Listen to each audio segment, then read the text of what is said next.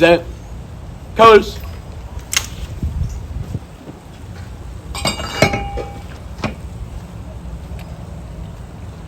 Carry. Colors.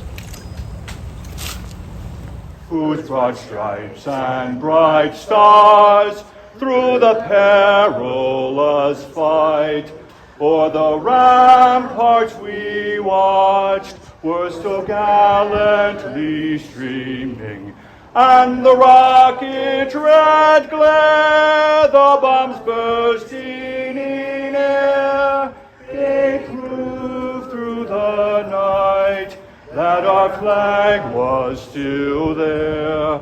Oh. From the mountains to the prairies to the oceans wide with foam, God bless America, my home, sweet home.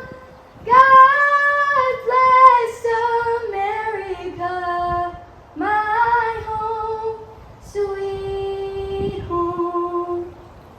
The youth, particularly here today, one thing that's kind of falls through the cracks, we talk about the World War II heroes and Vietnam heroes.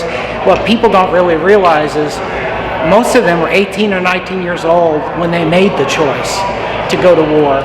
And you always think of them as the 80, 90, 100-year-old men, not recognizing that many of the youth saw here today are just a couple of years away from at that same age that they made the decision and they made the sacrifice.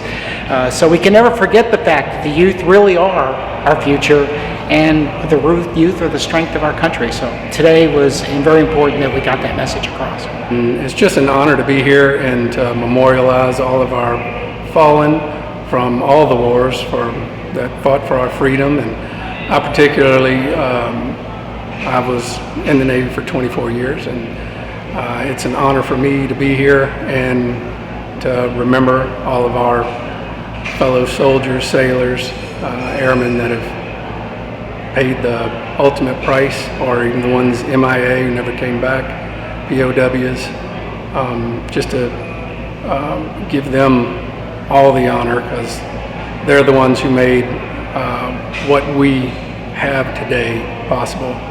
I know we people who are active duty and came back and fought for it, but they paid the ultimate sacrifice, and it's an honor for me to be here today. The Blue Star Moms, that's a great organization. They are the mothers of any veterans, and they put together packages and send them to troops overseas so that they have something to remember home by. They get a little bit of taste of home. And they do a lot of these activities where they honor the veterans. They go to veteran homes. So they do a lot of charity work for all veterans. It was really nice to start the day remembering what this holiday is really about, and remembering our brothers and sisters who have fought for their country and who have passed.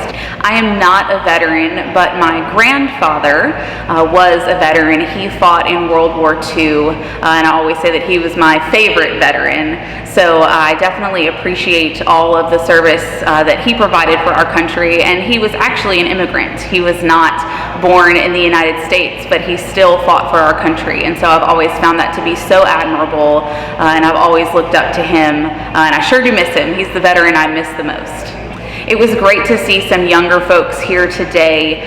We had the JROTC and some Boy Scouts, and I think what I would want to tell people my age who are raising kids right now is to just continue to instill the values that we cherish in this country, to continue to tell the story of how we got our freedom, and just reminding us that it's so important to pass those traditions down and to continue to educate our kids. It starts in the home. To let them know why we get to enjoy living in this wonderful country and why we get to enjoy our freedom.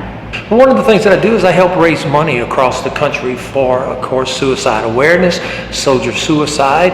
I'm actively involved in doing standing in with the Patriot Guards, or doing services for the veterans, or both male and female, both war veterans or anybody that ever put on the uniform. If you ever wore a uniform, I don't care if you served overseas, if you served here, if you ever stepped on that line and you ever put on that uniform, then I want to honor you because you wrote a blank check right to the very end of your life, said that you would serve, you would protect, and that's why I honor you so much. I have been, when that jet lands, and seen that draped casket coming down that runway. I've held the hands of a pregnant mother, a pregnant young lady that lost her husband. I've held the hands of that Gold Star mom that just lost her son. And so I made a commitment a long, long time ago that I was always going to honor this day because those that this day is about stood for me. And I wouldn't have the freedom to do any of the things that I may or may not get to do today, but it was brought to me, bought by their blood, just for me. And so gathering for a Memorial Day celebration, especially here in the parish in which I live in Livingston, is extremely important to me. Now, the Rolling Thunder was a big thing that happens around the country, and it's motorcycles that come together. Here, we kind of did our own little local thing, and we called it the Rumble of Honor. And as you witnessed today, when you seen us coming in, we're just rumbling and we're just making noise. Because it's our way of saying thank you. It's our way of saying we honor you. It's our way of saying wake up, something's about to change. We so often think of freedom as the ability to do as we wish, unimpeded, unchecked, how we want it. But if we only use our freedom to indulge our own desires, it's worthless. Freedom is not the ability to do whatever you want. There's an obligation that's built into this actual freedom. To use it in a virtuous manner, in a charitable manner, in a selfless manner, and in a godly manner.